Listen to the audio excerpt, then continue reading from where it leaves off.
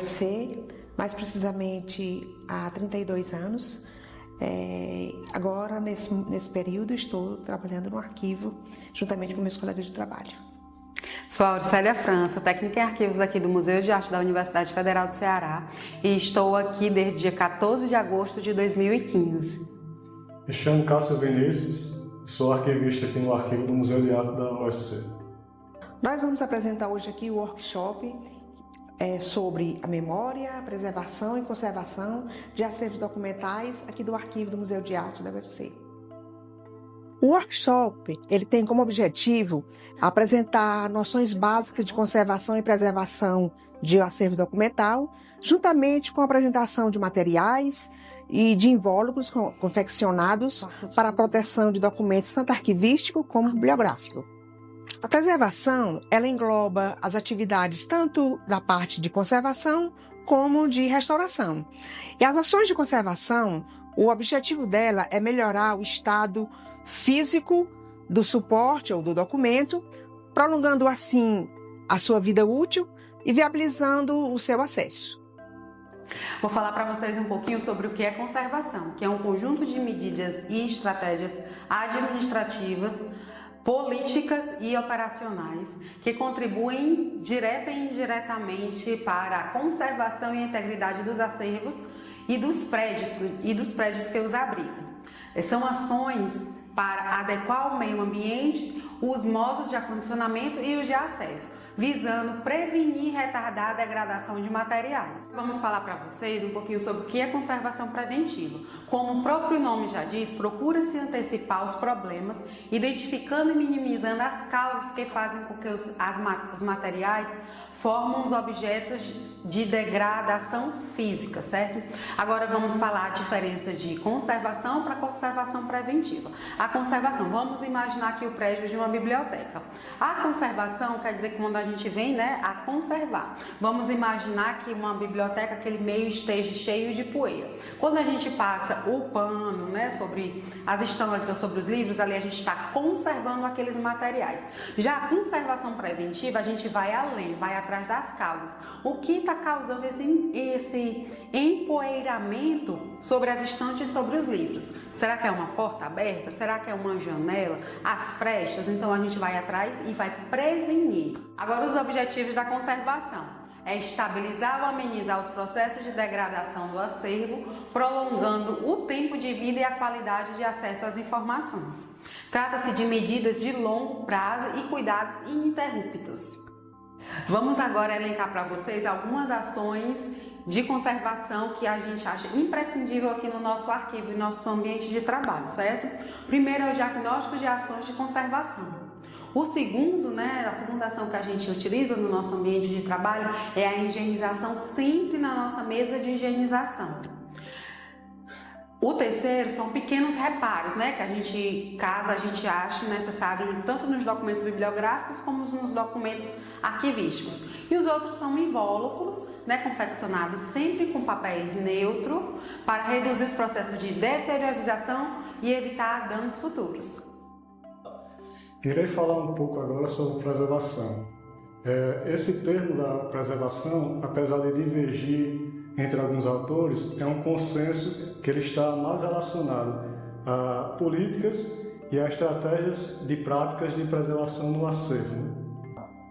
Cabe esclarecer que a preservação não se restringe ao tratamento dos documentos, ou seja, às intervenções diretas no documento por meios físicos ou químicos. As ações de preservação vão além, elas também incluem planejamento, execução, prevenção e envolve fatores econômicos, políticos e recursos humanos, e também devem ser observados para que seja efetivado. Agora irei falar sobre agentes de aceleração da degradação dos materiais. São vários aspectos que podemos considerar. Inicialmente, o clima, a temperatura, a umidade do ar e a luz solar. A depender do acervo, as tipologias documentais, cada documento desse precisa de uma temperatura ideal e de uma umidade ideal. A exemplo de papéis, microfilmes, fotografias, entre outros.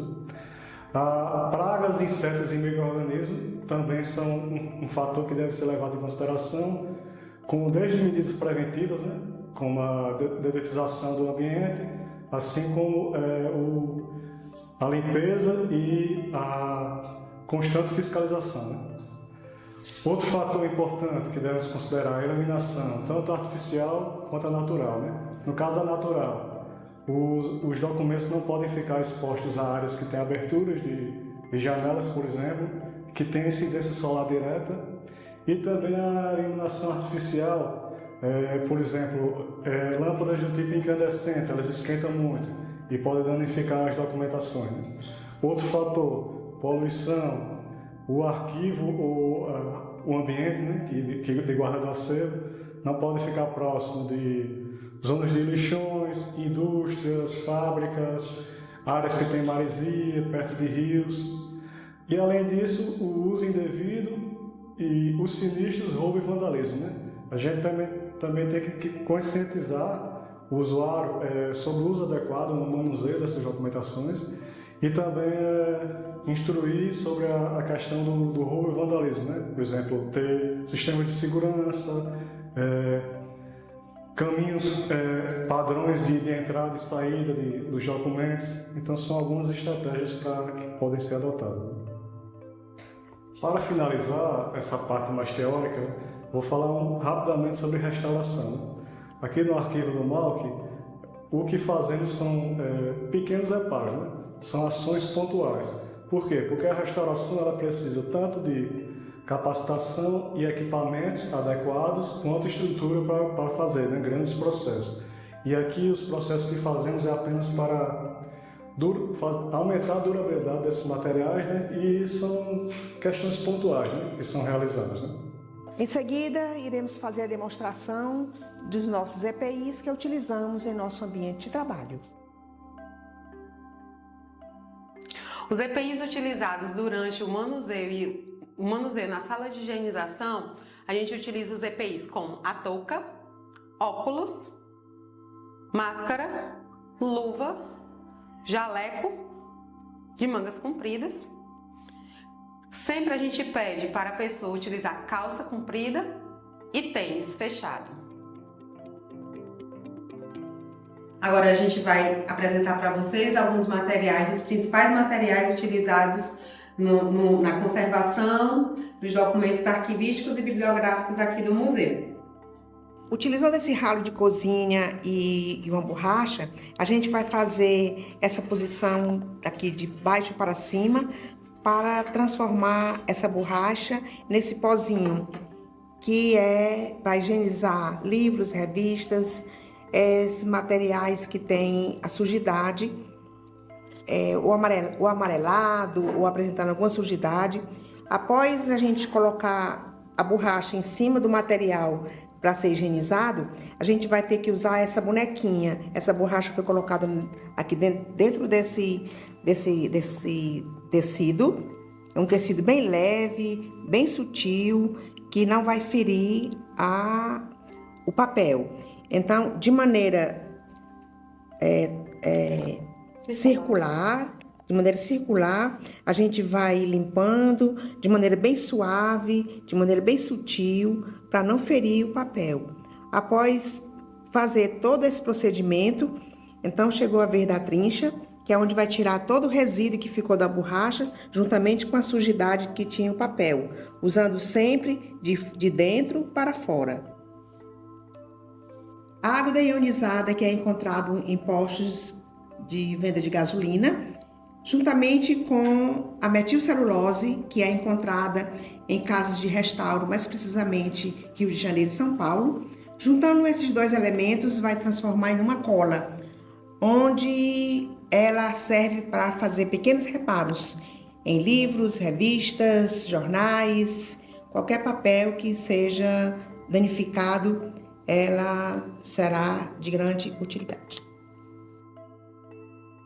Esse material chama-se vincador ou espátula, onde é utilizado para fazer vincos em poliéster ou nos álbuns.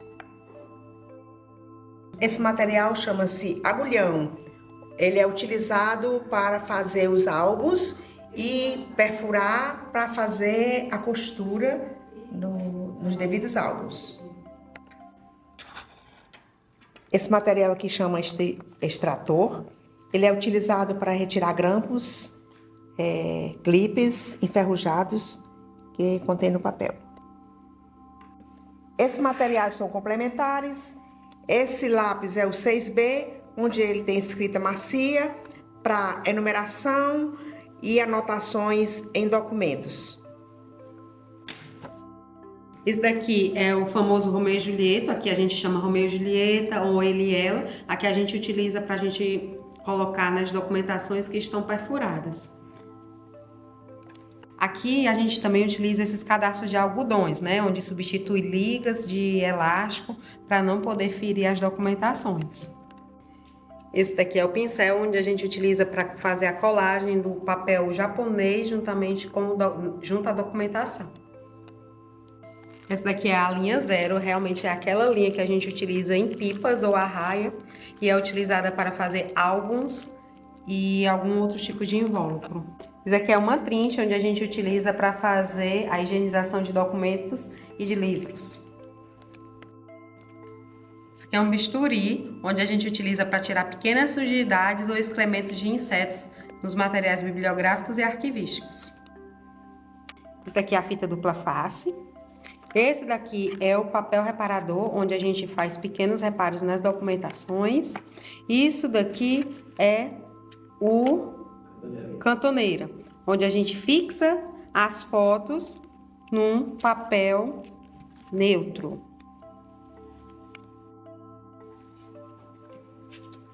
Esse papel é o mata-borrão.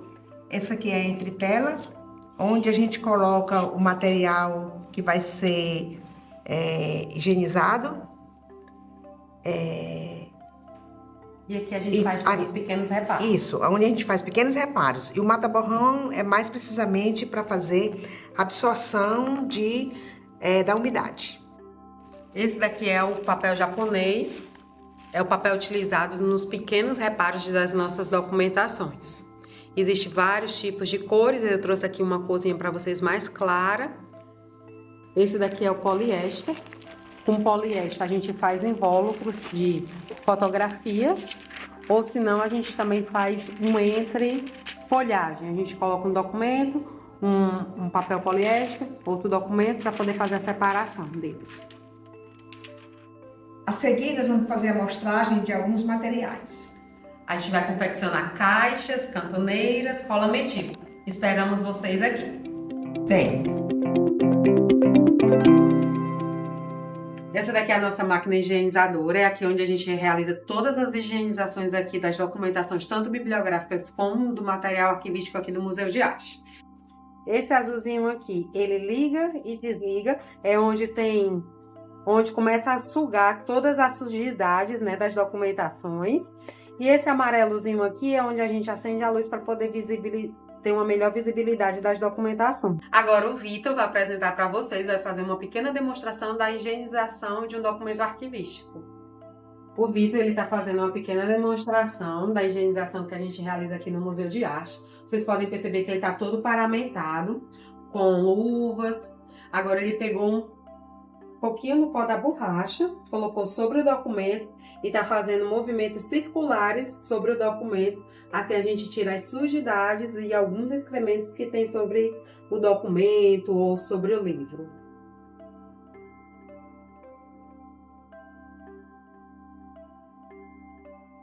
Agora ele pega a trincha e ele vai colocando o movimento de fora para dentro, tirando tirando a sujidade, tirando todo o pó da borracha. Só lembrando que não pode ficar nem um pingo de pó de borracha sobre o documento, para que esse pó da borracha não venha apodrecer sobre o nosso material bibliográfico ou arquivístico. Com a finalização da higienização, o Vitor vai pegar o documento e a gente vai para a próxima parte, que é a parte de enumeração das documentações. Essa aqui é a Camille Vitória. Ela é a líder aqui do grupo da Bolsa de Conservação. E ela agora está, após a higienização, ela está fazendo a enumeração das documentações. E caso haja algum procedimento de pequenos reparos, ela vem aqui e faz alguns pequenos reparos nas documentações. A Camille, ela tá fazendo um pequeno reparo na documentação. Ela pegou um pedaço de papel japonês. Ela tá cortando aqui o papel japonês. E tá colocando sobre a documentação arquivística, sobre a rasura. Pegou um pouquinho de cola metil e passou sobre o papel japonês e o documento rasurado. A Camille está passando cola sobre todo o papel japonês para que a fibra do papel japonês entre em contato com a fibra do papel.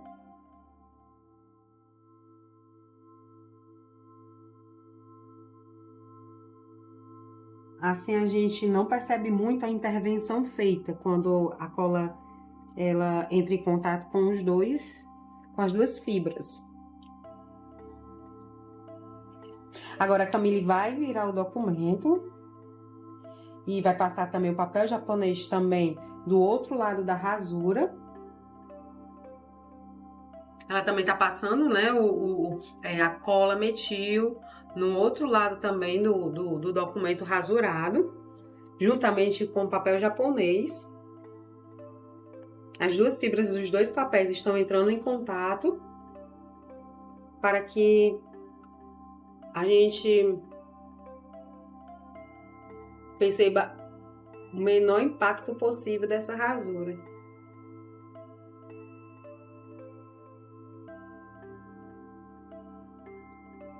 Depois disso, a gente deixa o documento descansando sobre o entretelas. Tá ótimo. E daqui a mais ou menos uns 20 minutos a gente já pode utilizar essa documentação, voltar essa documentação para o seu local original.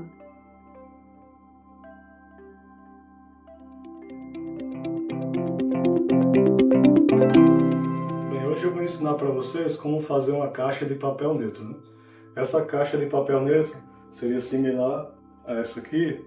Nós fazemos por padrão um papel de 66 por 48 e cabem 3 caixas dessa de papel neutro dentro de uma caixa arquivo padrão.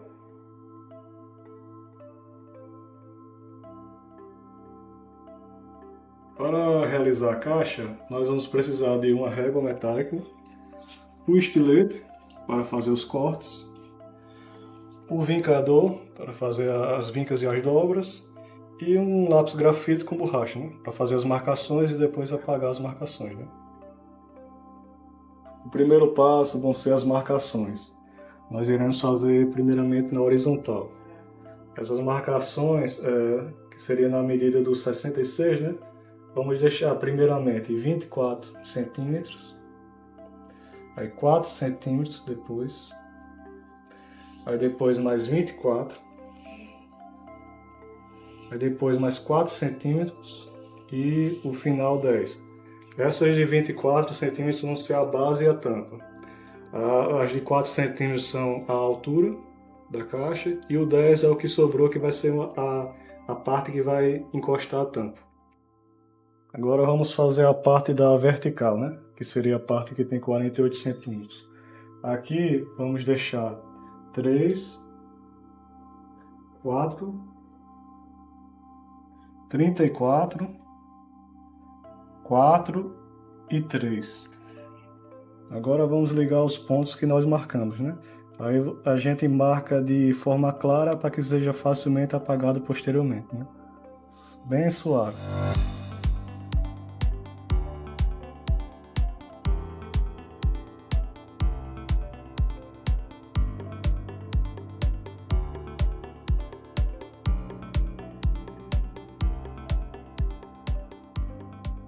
Pronto, após fazer as marcações e ligar os pontos, eu até escureci um pouco para ficar facilmente visível. Nós vamos marcar as partes que serão cortadas, né? Que vão sair do papel. As primeiras partes são essas das extremidades, né? Vou fazer um xizinho aqui, as que vão sair. As quatro pontas Todas vão sair, em cima e embaixo. E aqui vão sair as abinhas de cima.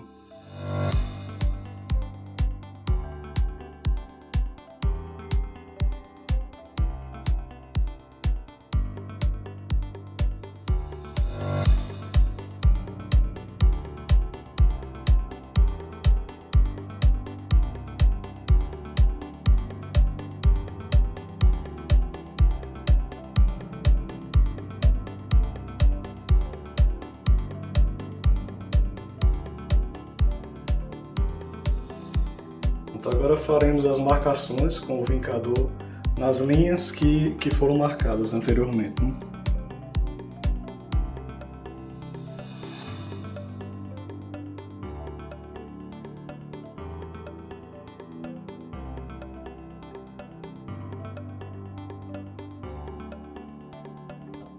Após fazer as marcações, né, com o vincador, nós iremos apagar as linhas que foram feitas de forma sutis e lembrando de não deixar nenhum resíduo de borracha para que posteriormente não apodreça e danifique o papel, né?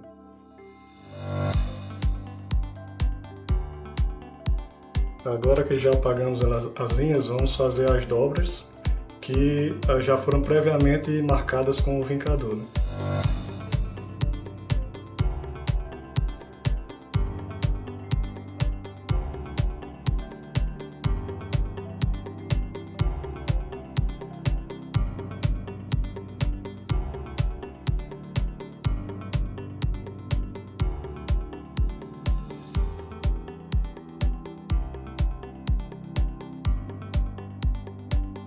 Então, agora que já fizemos as dobras, né? Vamos apenas montar a caixa e finalizar o processo.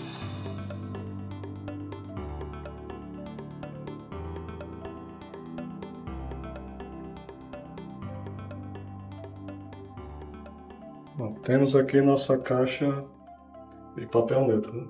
Pronto, agora que finalizamos a caixa, né? Essa caixa será muito útil para a guarda de documentações históricas e vocês também podem utilizar esse método que utilizamos aqui, que é a guarda nas caixas de papel neutro dentro das caixas arquivo, né? Dando uma dupla proteção e maior durabilidade aos documentos. Olá, eu sou o Yuri, eu sou bolsista aqui do Malc e hoje a gente vai mostrar para vocês como se confecciona um envelope de papel neutro para guardar documentos. Aqui a gente vai ter os materiais. A gente vai ter papel neutro para fazer o envelope. A gente vai precisar de lápis para fazer as marcações, estilete para corte e um vincador.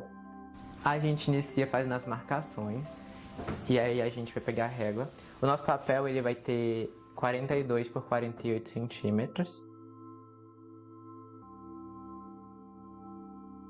Sobre as medidas que a gente vai utilizar, na vertical a gente vai traçar medidas 13 para a aba, 22 para o meio e 13 de novo para a outra aba. E na horizontal vai ficar 8 para a aba, 26 para o meio e 8 a outra aba.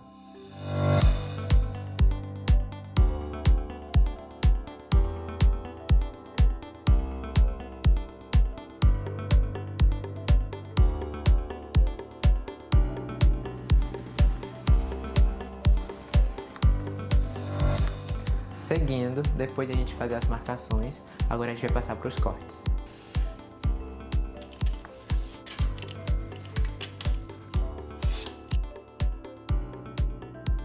A gente vai fazer 3 centímetros para dentro, nas abas de 13 centímetros, entre 3 dos dois lados. E na aba de 8 centímetros, a gente vai marcar, vai subir 4 centímetros. E depois marcar 3. A gente fez os últimos cortes e eu apaguei as marcações. Agora só falta fazer as dobras e aí para finalizar o envelope eu vou utilizar o vincador para fazer isso.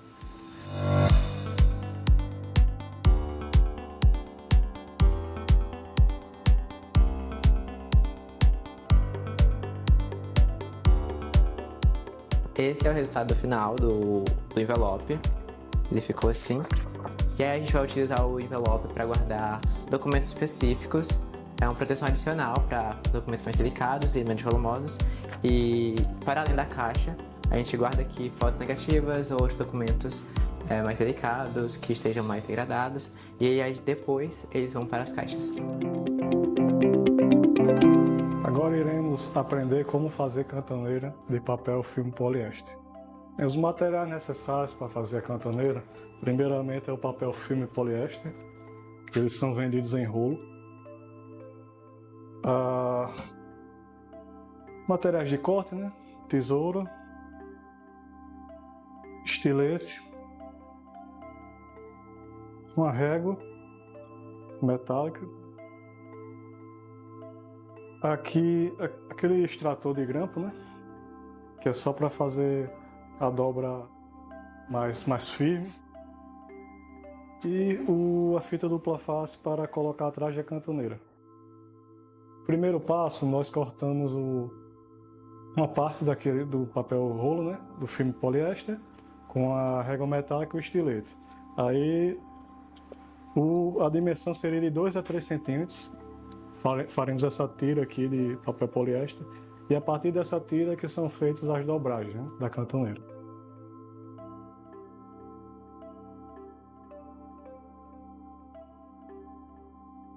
Pronto, pegamos a tira agora de papel filme poliéster e faremos a primeira dobra aqui para dentro.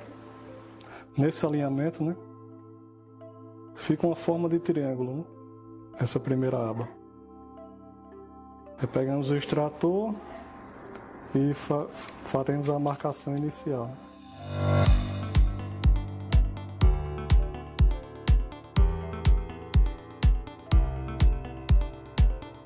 Após essa primeira dobra, né, que nesse formato triângulo, nós iremos pegar aqui a tira e mover para dentro, que seria outro lado da cantoneira, né, formando 2 triângulos. Aí agora iremos marcar aqui novamente com o extrator.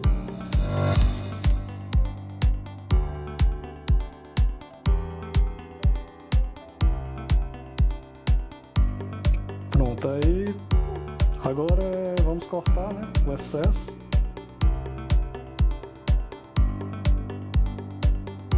E fica esse triângulozinho, né, com 2 abas.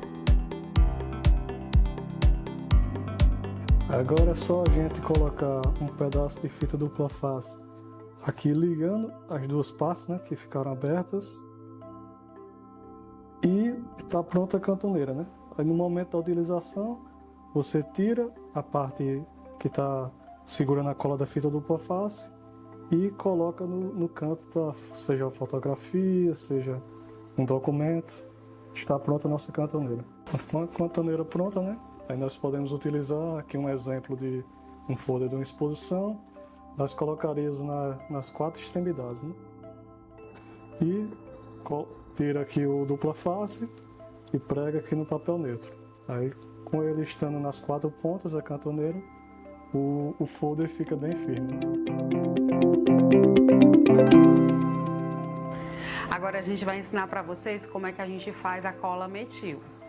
Os materiais que a gente vai utilizar na fabricação da cola metil é água deionizada, que é encontrada em postos de gasolina, o pó da cola metil, celulose, esse vidrinho, o vidrinho utilizado sempre de vidro, e no final a gente vai, né, obter essa cola aqui, ou mais aquosa, ou mais grossinha, e a colher que a gente vai utilizar tem que ser de plástico, nunca de metal.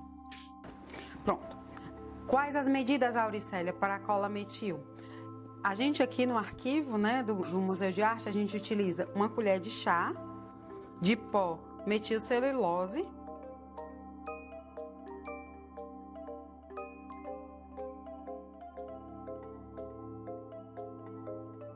para 2 copinhos de café de água deionizada.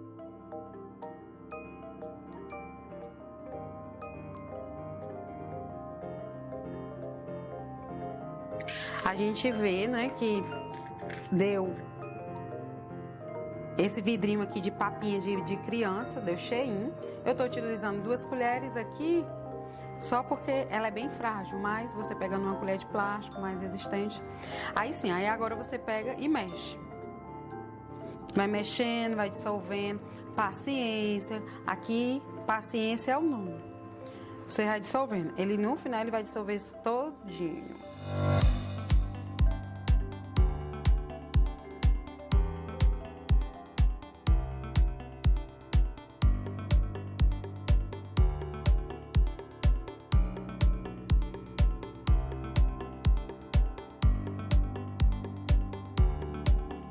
Olha aqui como ela já tá tendo uma consistência, olha.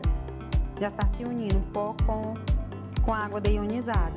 Se você quiser, né, preferir, coloque ele dentro de um saquinho plástico, esse vidro dentro de um saquinho plástico de supermercado, fechado, né, com a sua tampinha, respectiva tampinha, e dentro do saquinho plástico, para no outro dia, 24 horas depois, você tira, né, ele de dentro do saquinho, abre o vidro e vê que a cola já vem se transformando, ó, nessa resistência aqui, ó, nessa consistência. Aí, Auricélia, eu tô percebendo que essa tua cola tá bem fluida, tá bem mais aquosa. O que é que eu faço? Se você quer uma cola assim mais, né, aquosa, você adiciona mais água. Se você quer uma cola mais durinha, você deixa assim nessas medidas que eu lhe passei.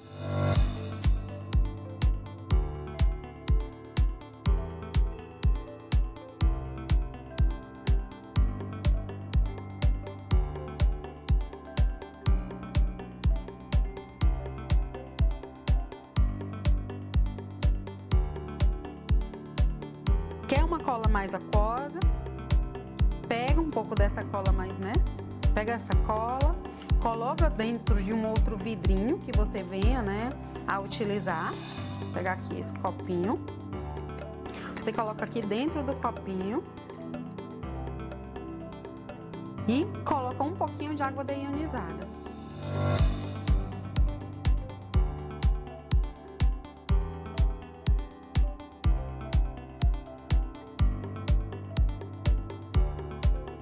E essa cola, com o contato com a água, ela vai ficar mais fluida. E aquela história, enquanto mais fluida, mais aquosa a cola, ela vem a descolar documentos, páginas, alguma figura que tenha alguma figura 3D que tenha no seu documento, no seu livro. E quanto mais grossa, ela cola, certo? Então, ó, a gente já pode perceber que aqui ela já tá mais fluida.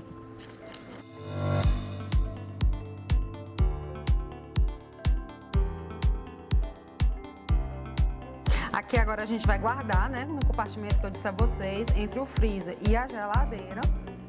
E a gente coloca a nossa cola. E quando for com 24 ou 48 horas, a gente vem retirar para ver como ficou o resultado.